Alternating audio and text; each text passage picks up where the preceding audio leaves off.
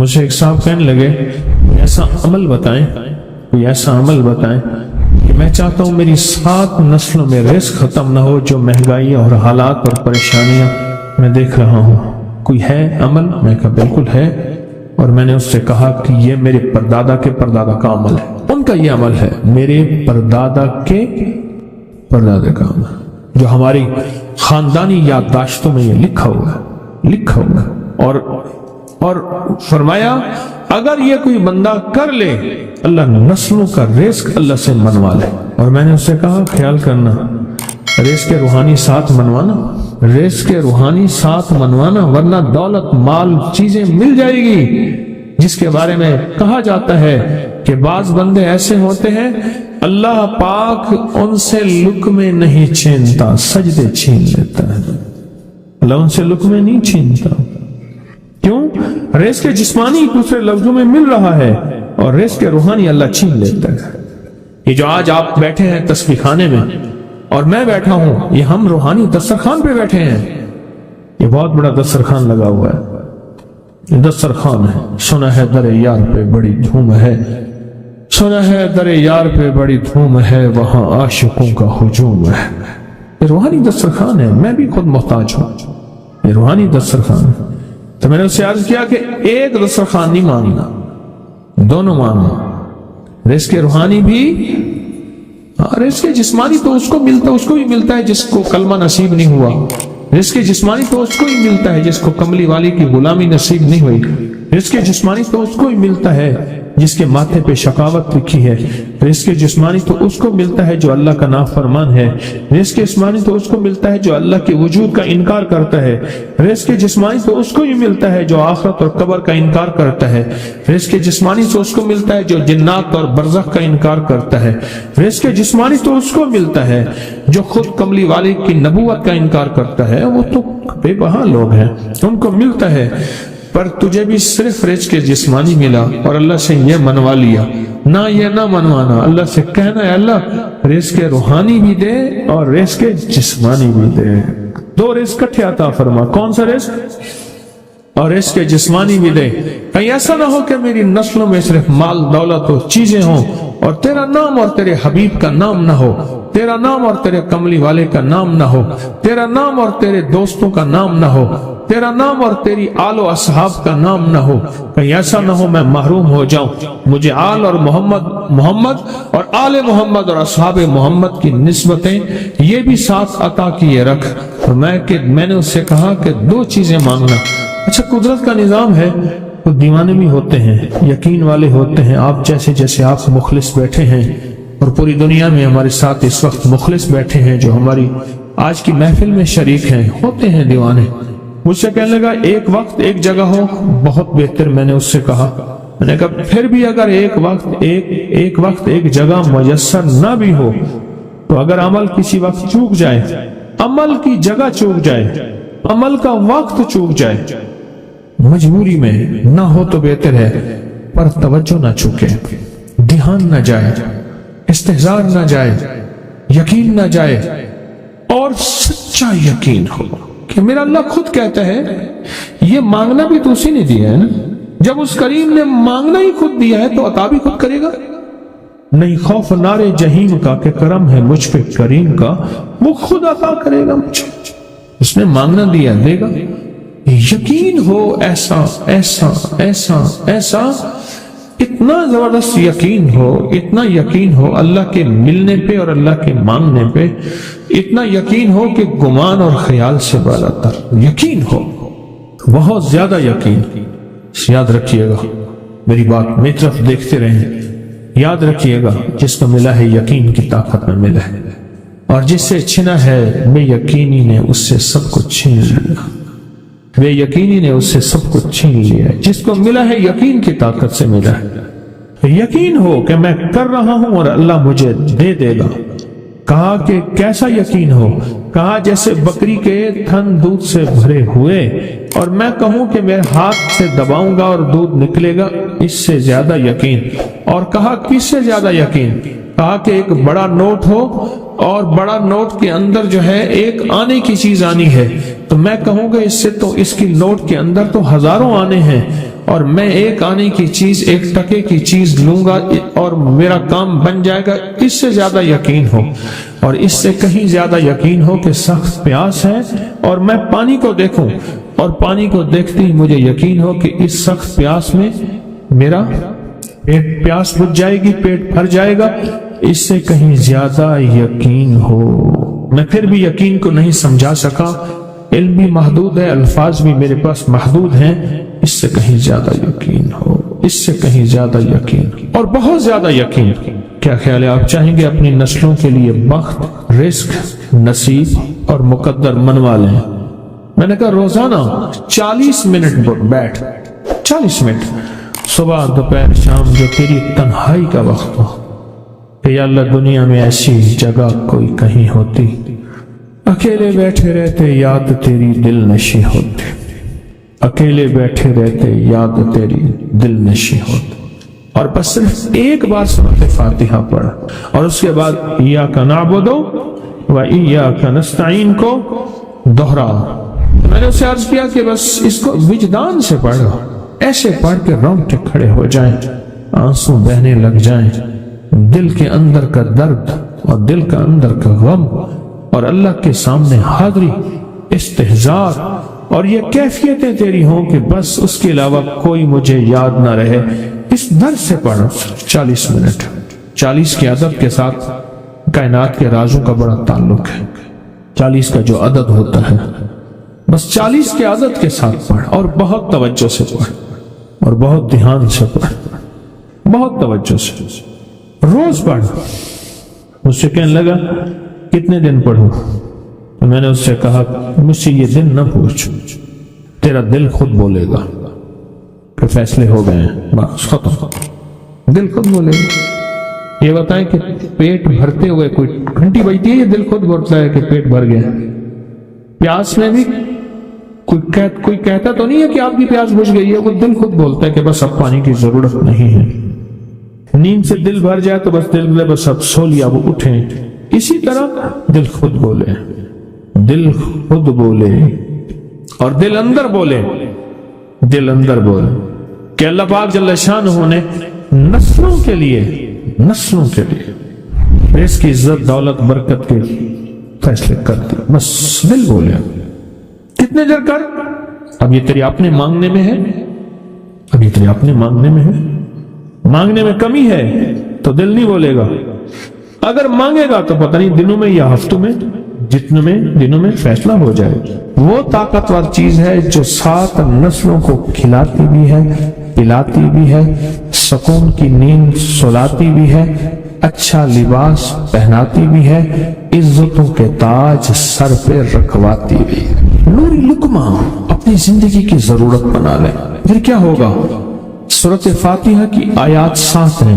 اللہ 7 آسمان اور 7 زمین کی جتنی بھی برکات ہیں، برکات من السماوات والارض، اللہ 7 آسمان اور 7 زمین کی ساری برکات اس کو عطا کر دے گا، اور لوگوں کو پتہ ہی نہیں ہوگا کہ یہ بندہ کتنا مالدار ہے، روحانیت کی طاقت اور روحانیت میں کتنا آگے ہے، کوئی پہچان بھی نہیں سکے گا کہ روحانیت میں یہ بندہ کتنا آگے ہے اور کتنا آگے سے آگے بڑھ گیا ہے، کسی کو علم بھی نہیں ہو۔ نوری لقمہ اپنی زندگی کی مجبوری بنا لے، اور نوری لقمہ اپنی زندگی کی ضرورت بنا لے، پھر دیکھیں کمالات۔ کیوں؟ فرمایا جو سارے قرآن میں ہے، جو سارے قرآن میں ہے، جو سارے قرآن میں ہے، آنکھیں کھل جائیں۔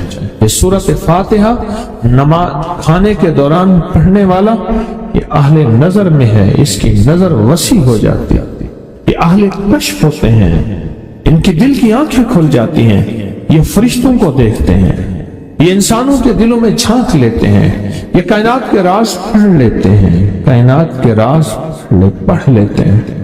کہ اللہ پاک ان کے سامنے جنات آنکھوں سے دکھاتا ہے، حتیٰ کہ یہاں تک کہ اللہ قبر کے راز بھی ان کے اوپر کھول دیتے ہیں۔ نوری لقمے کا اثر یہ ہے، دل کی آنکھیں کھل جاتی ہیں، دل کی آنکھیں کھل جاتی ہیں، دل کی آنکھیں کھل جاتی ہیں۔ یہ نور لقمے کی تاثیر ہے۔ چہرے کی آنکھیں تو سب کے پاس ہیں، دل کی آنکھیں سب کے پاس نہیں، دل کی آنکھیں سب کے پاس نہیں۔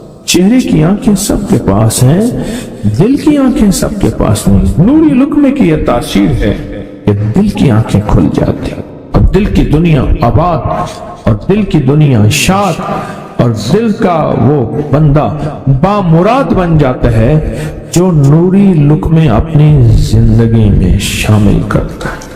اور نوری لقمے سورۃ فاتحہ، اور کتنی بار؟ اچھا، یہ سورۃ فاتحہ بیماریوں کا علاج۔ صحابہ کرام فرماتے ہم جا رہے تھے، کوئی ایک سردار تھا، اس کو بچھو نے کاٹ لیا اور اس کو چیخ رہا تھا بیچارہ، فرمایا سانپ کا کاٹا سوئے، بچھو کا کاٹا روئے۔ میرے پاس ایک سانپ کا کاٹا آیا تھا، غنودگی میں تھا، بہت غنودگی میں سے سوتا تھا، اور میں نے کہا اس کو سونے نہ دے، خیال نہ کیا انہوں نے، ادھر سے ہٹا تو بندہ ختم ہو گیا، سانپ کا کاٹا تھا۔ ہمارے ایک والد صاحب رحمۃ اللہ علیہ کے تھے ملک عبد الرحمن ڈوڈی، وہ لائے تھے، تو کہنے لگے اس بچھو کے کاٹے کا علاج، صحابہ کرام نے 7 بار سورۃ فاتحہ پڑھ کے اس پہ دم کر دیا اور وہ ٹھیک ہو گیا۔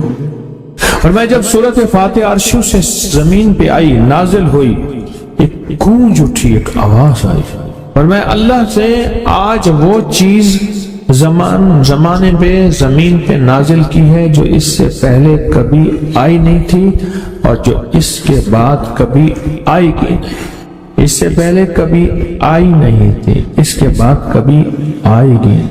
اور جب سورۃ فاتحہ نازل ہوئی، شیطان رویا، پیٹا، اپنا سر پہ راکھ ڈالی اور اتنا شور کیا کہ اے کاش کہ یہ سورۃ فاتحہ آئی ہے، اور اگر آئی ہے تو واپس چلی جائے، اگر واپس نہیں گئی تو کسی کی زبان پہ نہ جائے، یعنی کوئی اس کو پڑھ نہ سکے، اگر پڑھے تو اس کا یقین نہ ملے۔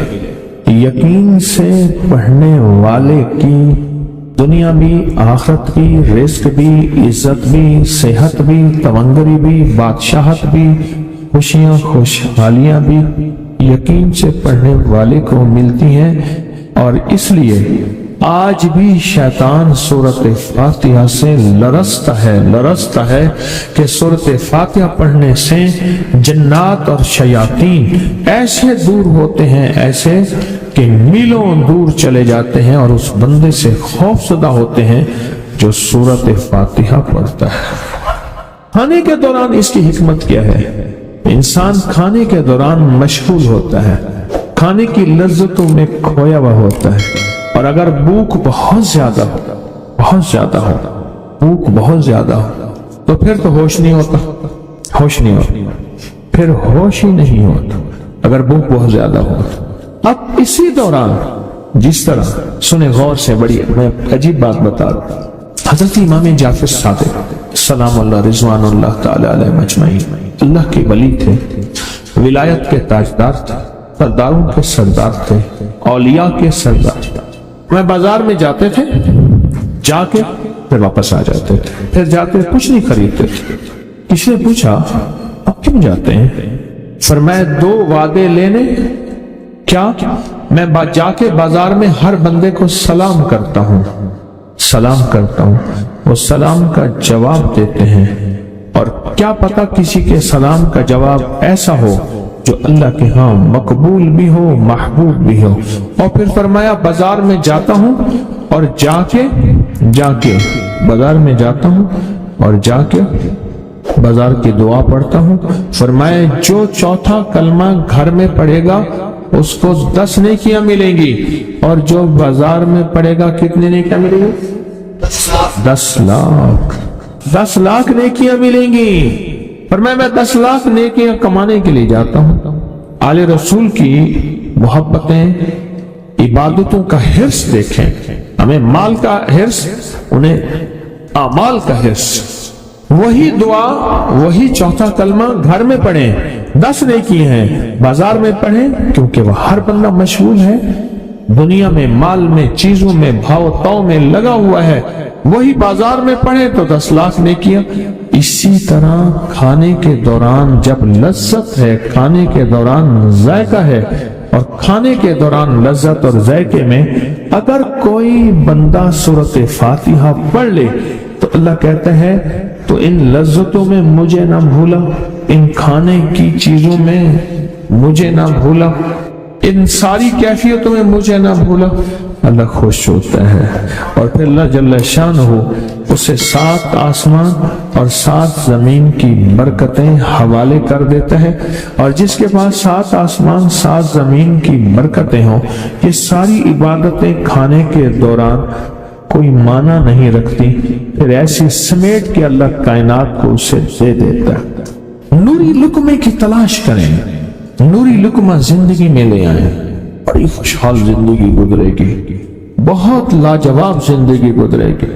7 دفعہ سورۃ فاتحہ سے قرضے اتر جاتے ہیں، 7 دفعہ سورۃ فاتحہ سے بیٹے مل جاتے ہیں، 7 دفعہ سورۃ فاتحہ سے نعمتیں، اور 7 دفعہ سورۃ فاتحہ وہ طاقتور چیز ہے جو 7 نسلوں کو کھلاتی بھی ہے، پلاتی بھی ہے، سکون کی نیند سلاتی بھی ہے، اچھا لباس پہناتی بھی ہے، عزتوں کے تاج سر پہ رکھواتی بھی ہے۔ کہیں انشاءاللہ۔ آپ سوچیں کون سا مشکل عمل، بہت زبردست عمل ہے، 1 منٹ کا کام ہے اور کام بن جاتا ہے۔ اور میں نے اس کی اجازت جتنی مشکل سے لی تھی نا، اس عمل کی بہت مشکل سے اجازت، اور جس دن لی تھی اسی دن فیصلہ کیا تھا انشاءاللہ اسے چھپاؤں گا نہیں، انسانیت مخلوق کو بتاؤں گا۔ اور یہ 7 دفعہ سورۃ فاتحہ جو دل کا مریض ہو مجھ جیسا اس کا بھی علاج ہے، جسمانی ہو یا روحانی۔ میں نے پچھلی دفعہ کہا نا کہ میں دل کا سخت مریض ہوں اور آج بھی ہوں، دعا کرو موت تک نہ رہوں، اور میں دل کا سخت روحانی مریض ہوں، جسمانی نہیں ہوں۔ میری پچھلی دفعہ کی وجہ سے پوری دنیا میں کوہرام مچا ہوا ہے کہ پاپا گیا، جانا تو ہے، جانا تو لازم ہے۔ پچھلی دفعہ میں نے وہ کہہ دیا کہ میں دل کا سخت مریض ہوں، میرے لیے دعا کرو، وہ یہ مریض ہوں، روحانی مریض ہوں، روحانی مریض ہوں۔ تو یہ بیماری جو دل کی بیماری ہے نا، اس کا بھی علاج ہے، روحانی ہے یا جسمانی۔ جیسے میں دل کی روحانی بیماریوں کے بارے میں نے آپ کو کہا، میں سخت مریض ہوں دل کا، اللہ کرے اس کا مرض کا علاج ہو جائے۔ تو کھانا کھاتے ہوئے میرے دل کے لیے بھی آپ دعا کریں گے کہ اللہ بھی میرے دل کو ٹھیک کر دے، اللہ بھی ٹھیک کر دے۔ آپ مجھے بزرگ سمجھتے رہے اور اندر سے کام کھوکھلا ہو، یہ دل کی روحانی بیماریوں کا بھی علاج ہے، اور یہ جسم کی اور دل کی جسمانی بیماریوں کا بھی علاج ہے۔ یہ صحت مندی کا راز ہے، سورۃ فاتحہ ہے بابا، سورۃ فاتحہ، سورۃ فاتحہ۔ جو بندہ سورۃ فاتحہ پڑھتا ہے ایک بار، اللہ جل شانہ ان 7 آیات کی تاثیر اور طاقت اسے عطا فرماتے ہیں، اور 7 سمندروں میں جو غذا، رزق، طاقت اور قوت اللہ نے رکھی ہے، اس کا حصہ اس بندے کو دیتے ہیں جو صرف ایک بار سورۃ فاتحہ پڑھتا ہے۔